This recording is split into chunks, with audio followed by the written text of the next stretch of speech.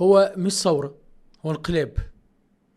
ان نادي الزمالك رئيسه ايا كان الاسم يعني يرفع ايده تماما عن الكورة، ويترك الواجهة والنجومية والشعبية والجماهيرية لشخص آخر.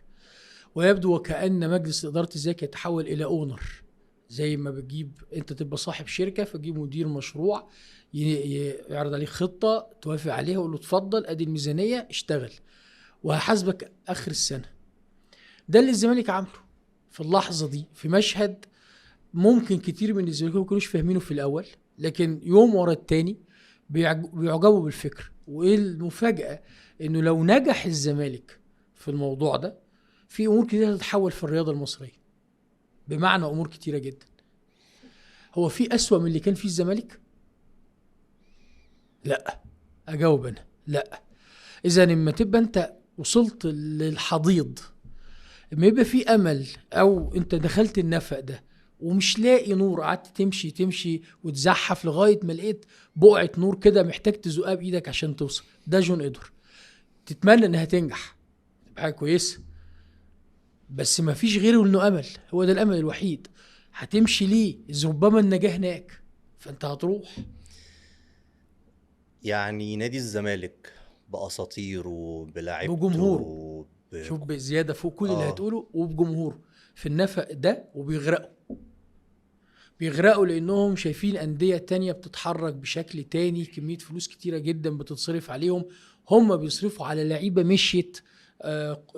بياخدوا قروض، النادي ياخد قروض عشان يعرف يدفع فلوس، عشان يفتح قيد، عشان يجيب لعيبه ما تنجحش في الزمالك.